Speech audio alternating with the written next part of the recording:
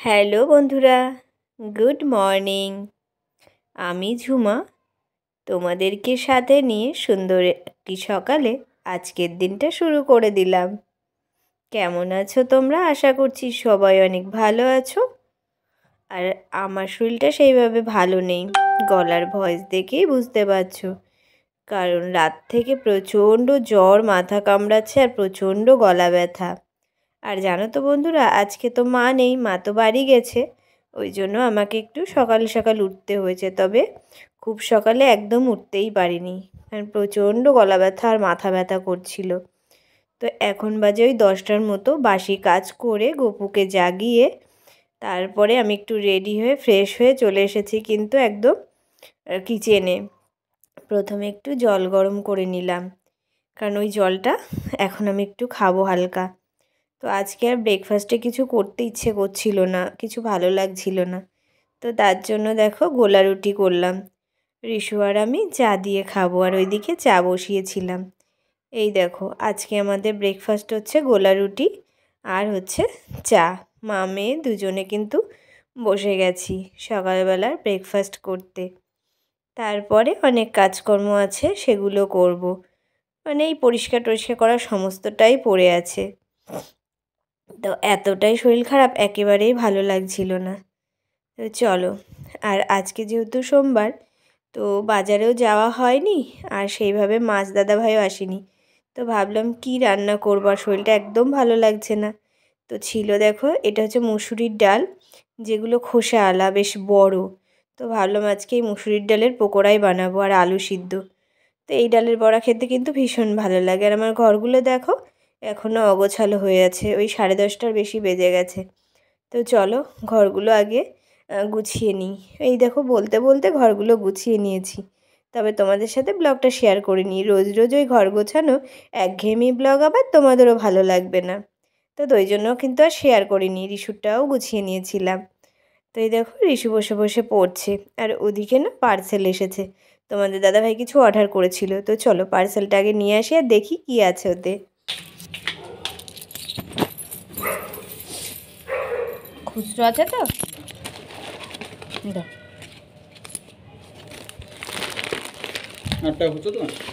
টাকা নেই।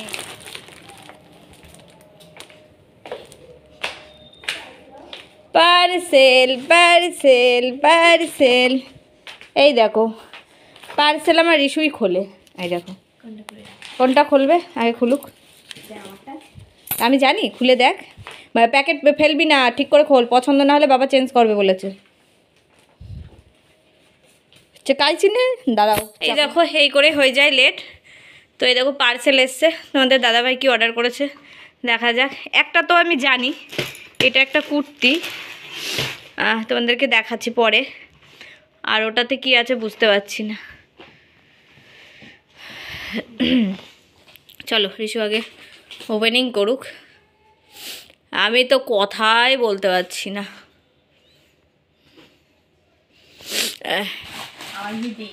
ও ওই যে মেয়ের জন্য হুডি অর্ডার করেছিল, বাপ মেয়েতে, মানে আমার জন্য কুর্তি, ও বলছিল আমার জন্য কি হবে, কি আনবে, ওই যে ওর জন্য একটা হুডি অর্ডার করেছিল।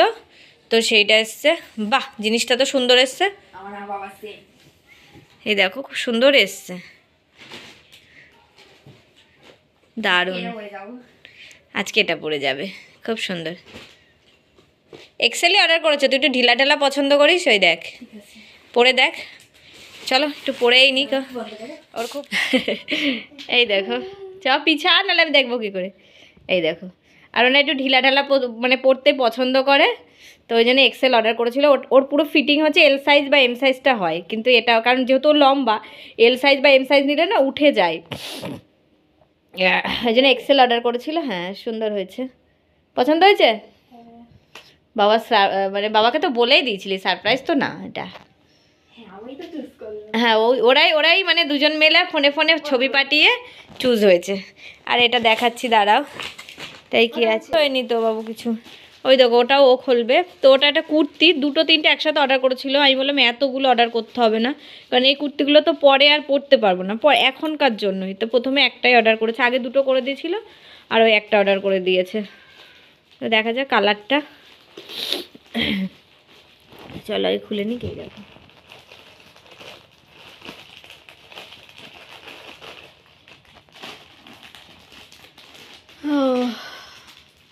এগুলো তোমাদের দাদাভাই কালার চয়েস করেছে, মানে আমাকে বলেছিল, আমি একটা অর্ডার করে দিচ্ছি। তো এই দেখো, বাহ বাহ বাহ, কালারটা খুব সুন্দর হয়েছে। হ্যাঁ খুব সুন্দর হয়েছে।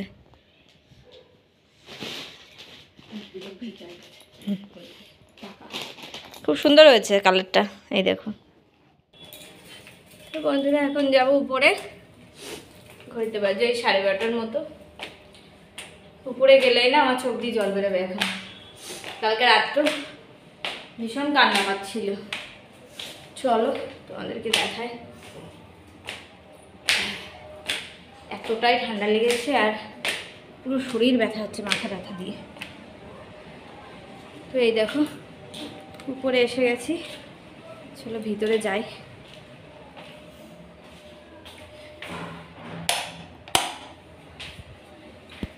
তো এই দেখো দেওয়ালের অবস্থা দেখো কি করেছে,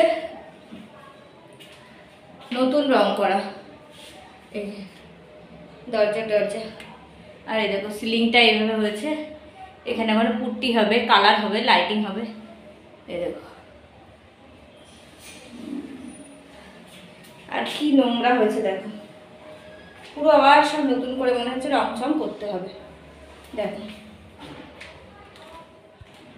তো কি বলো তো বন্ধুরা, আমি বলেছিলাম যে শুধু মানে প্লাই দিয়ে, যেগুলো ব্যাংকে ট্যাঙ্কে থাকে না, করে রং করতে। তো এই সিলিং করতে যে এরকম হয় আমি জানি না, কারণ এগুলো প্যারিসের, আমাকে বললো ওইগুলো দিলে জল পড়লে নষ্ট হয়ে যাবে, বেশি দিন যাবে না।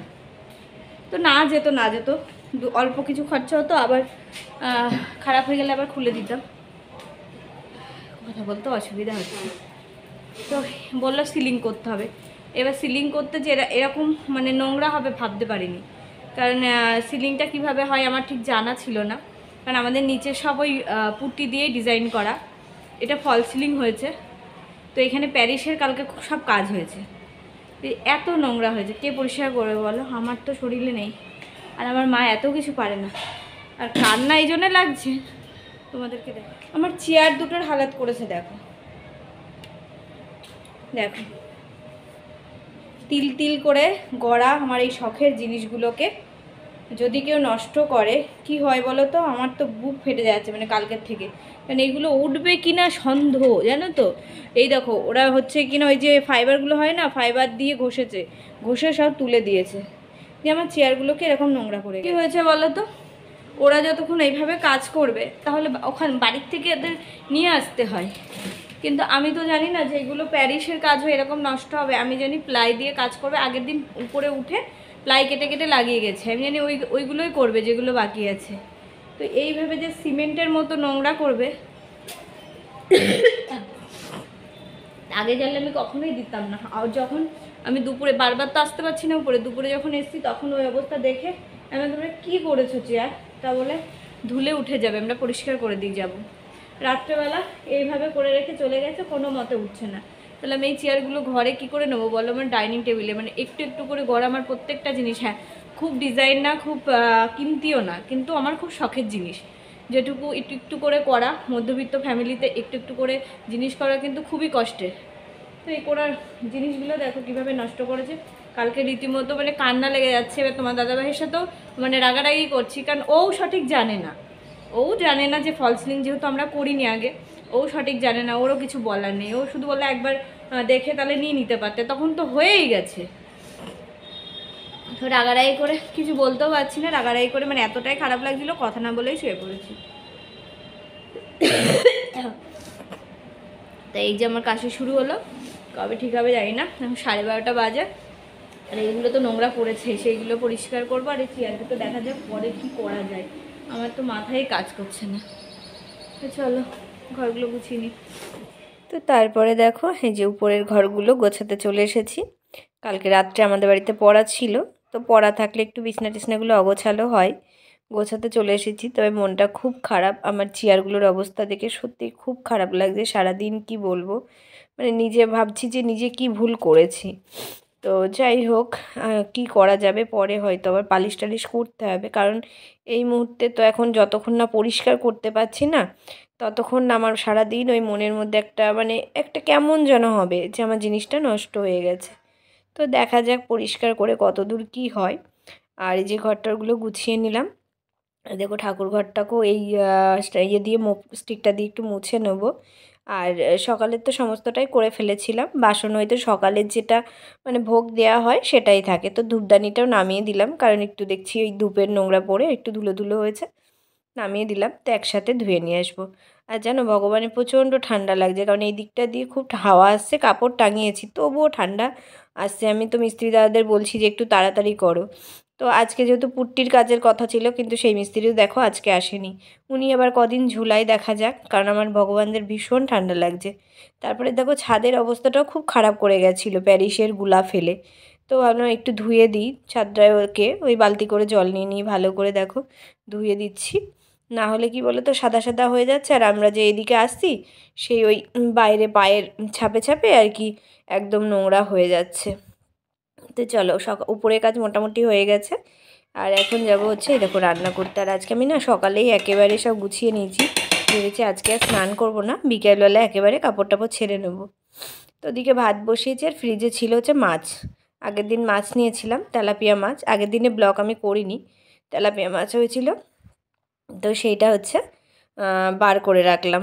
আর এদিকে রিশুর সোয়েটারটা আর আমার সোয়েটারটা একটু ধুয়ে দিয়েছি, আর সাথে নাইটি মানে জামা কাপড় যা মানে ছেড়েছি সকালে সেইগুলো। আর সোয়েটার মেশিনে এই জন্যই দিই না, কারণ ওই প্রোগ্রাম থেকে না আবার চেঞ্জ করতে হয়, উলে যাও এতে যাও, প্রচণ্ড ঝামেলা, আর কেমন হবে ভয়ে ভয়ে দিই না। তো দুটো সোয়েটারই ছিল, আমি একটু ভিজিয়ে রেখেছিলাম।